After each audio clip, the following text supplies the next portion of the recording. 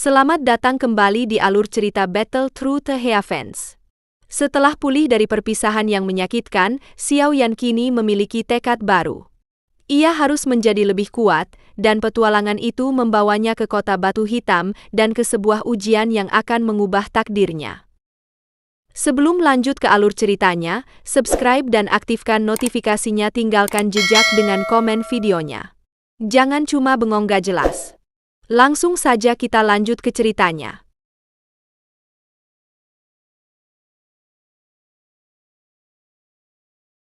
Berkat bimbingan Yao Lao, Xiao Yan berhasil menguasai api ungu yang membuat ambisinya kembali bangkit. Ia berhasil naik peringkat menjadi Doushi bintang 1. Bersama Yao Lao, ia merencanakan perjalanan ke Gurun Tager untuk menemukan api surgawi yang legendaris. Namun, untuk mencapai sana, mereka harus menaiki burung bersayap tebal yang hanya bisa ditemukan di kota batu hitam. Setibanya di kota, Yao Lao memberikan instruksi penting. Xiao Yan harus mendapatkan peringkat sebagai seorang alkemis di Asosiasi Alkemis. Ini adalah langkah krusial untuk mendapatkan item yang diperlukan agar ia bisa menelan api surgawi dengan aman.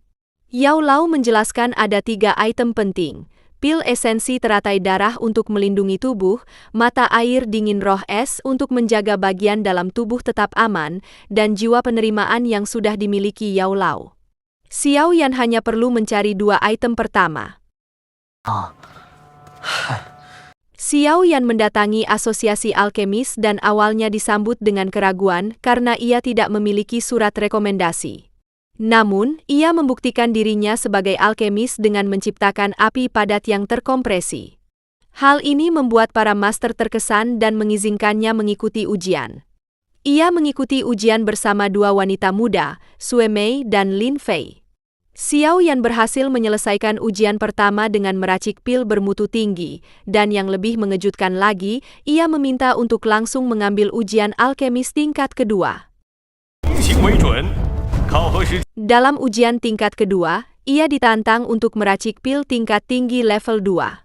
Xiao Yan menggunakan api ungu yang menarik perhatian para master karena kemiripannya dengan api surgawi. Pengakuan sebagai alkemis dan bantuan dari para master, perjalanan Xiao Yan untuk mendapatkan api surgawi kini semakin dekat. Namun, pencarian 2 item penting itu pasti akan penuh dengan bahaya. Akankah ia berhasil? Dan tantangan apa yang menunggunya di depan? Jangan lewatkan episode selanjutnya dari Battle Through the Heavens.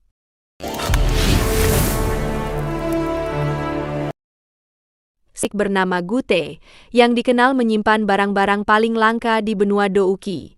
Xiao Yan dibuat terkejut dengan koleksi barang-barang luar biasa yang dimiliki Gute, dan di antara semua itu, ia melihat item yang sangat dicarinya, air mancur dingin roh es.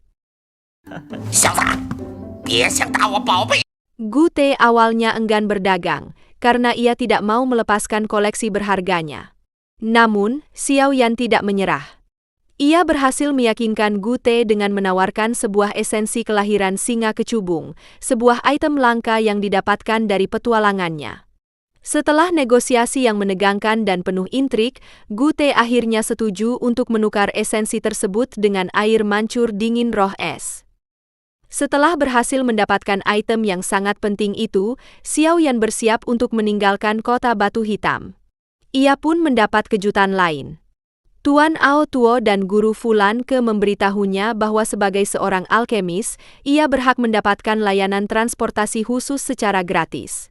Ini adalah hak istimewa yang akan sangat membantu perjalanannya. Dengan 1 item krusial di tangan, Xiao Yan kini selangkah lebih dekat untuk menelan api surgawi. Selain itu, ia juga mendapat undangan untuk menghadiri konferensi alkemis akbar di ibu kota 6 bulan lagi, sebuah tantangan baru yang menantinya. Apa yang akan terjadi di konferensi tersebut? Dan akankah ia berhasil mendapatkan item terakhir yang dibutuhkan? Jangan lewatkan episode selanjutnya dari Battle Through the Heavens. Itulah awal dari kisah luar biasa Xiao Yan. Dari kehinaan menuju kekuasaan. Like dan subscribe kalau kamu ingin lanjut ke episode berikutnya. Karena kekuatannya akan semakin mengerikan.